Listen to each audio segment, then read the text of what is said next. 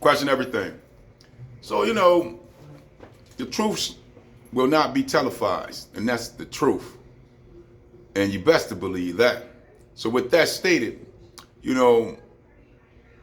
I listen to a lot of our brothers and sisters that are researching for us right now and digging through the genre of lies that we've been programmed to believe about our own reality from the colonizers who invaded us through their system of control, school curriculums, programs, institutions, and religious unions, you name it.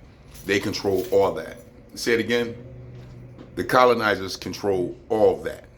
And because it's their system and they're the invaders who came to this land of America, then we are under their systematic approach to what they say history are. Say it again. They say what history is. There you go.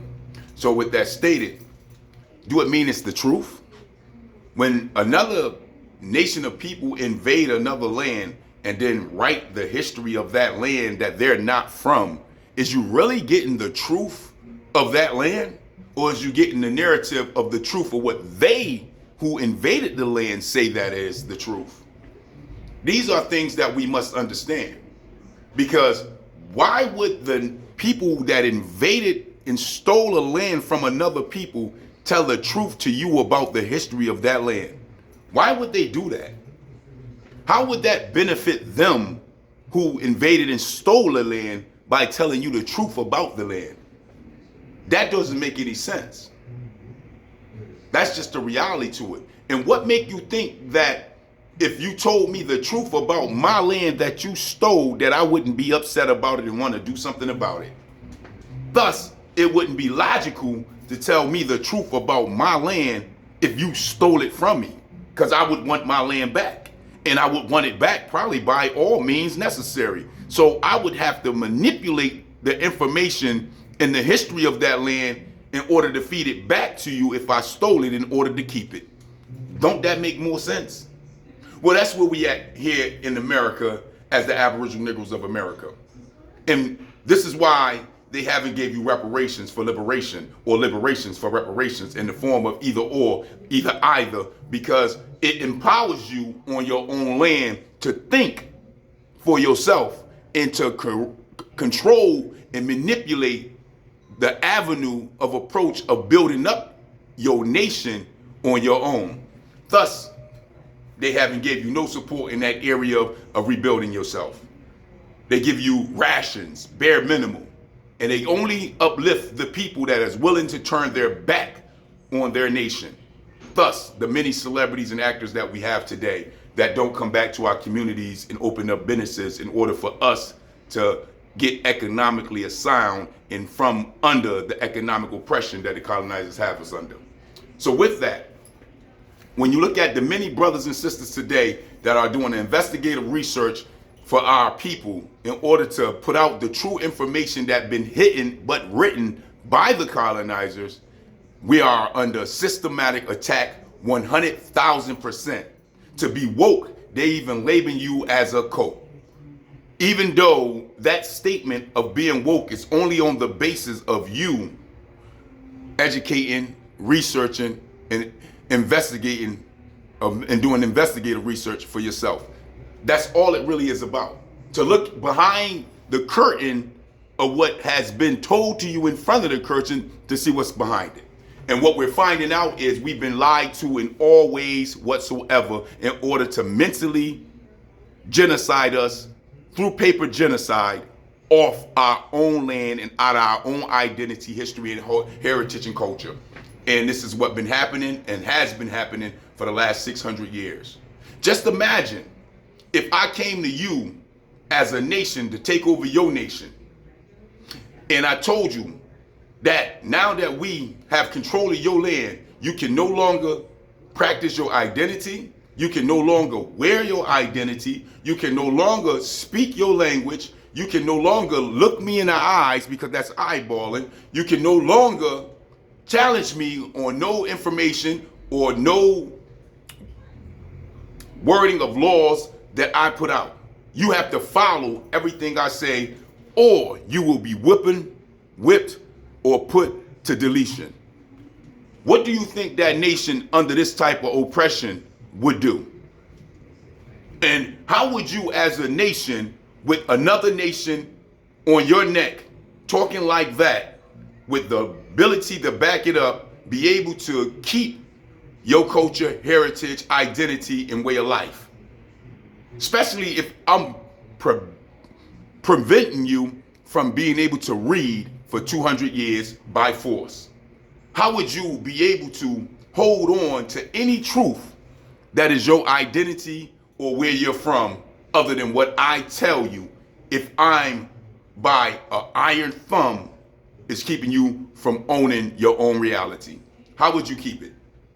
How would you be able to tell your children and your generations that you are the real American Indian? How would you be able to do that if I'm making laws that state if you get caught doing that, you will be whipped, flogged, and even probably put on the lynching tree?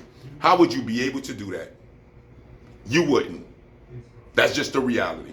And this is our story as Aboriginal Negroes of America.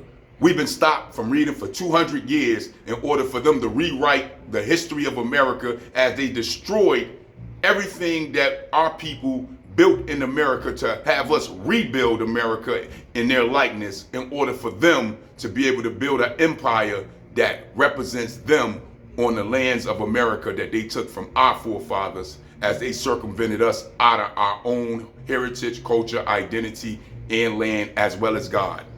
This is just that reality. And here it is today in 2023, when we speak or when we investigate or research the lies that have been told to us, we are attacked by the same system that hasn't stopped attacking us since it's been built. This is just the reality. Have you noticed how when you see the Israelite brothers and sisters on the street corners, how they get attacked by all other nations for just speaking what they're reading? They haven't wrote the book, they haven't wrote the Bible, but they're reading it pro bono, and yet they get attacked 100%. It's no different from our brother that's on TikTok right now as we speak, my good brother, Earth Speak. Every time he brings up information for us to share amongst our nation, you get all these other nations who want to be involved in what we're teaching ourselves. Why do they care? Why is it so important that other nations attack us for what we're teaching and uplifting our people under what we want to know for our own nation?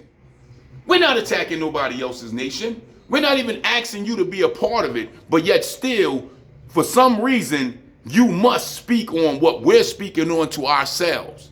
Why is that? Is it because you want to uphold the lies that have been taught to our people to keep us under this mental oppression that we've been under for 600 years? Because that would be the only other reason. Because we're our nation. We are the Aboriginal Negroes of America. What we choose to teach our people and what we choose to acknowledge ourselves as, that's our business as a nation to do so. Why do all y'all other nations even care?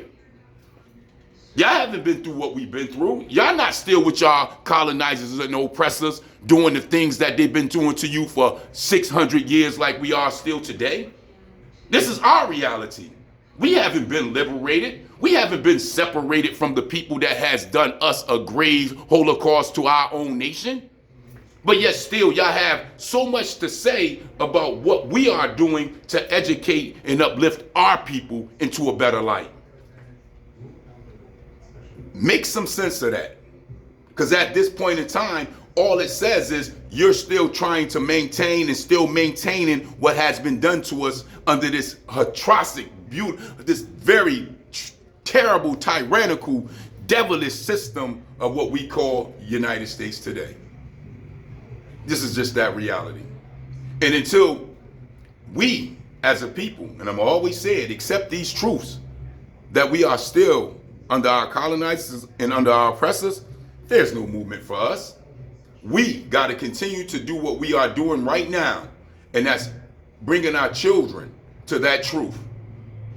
Bringing our children to the truth of what's going on, so that way we can be able to deal with it much more better and much more clearly. This is why we have drugs all throughout our communities. not because we put them in our communities, but because they was flooded by this system to our communities in order to give us a lie of an alternative to be able to survive so they can capitalize off it and mass incarcerate all our people.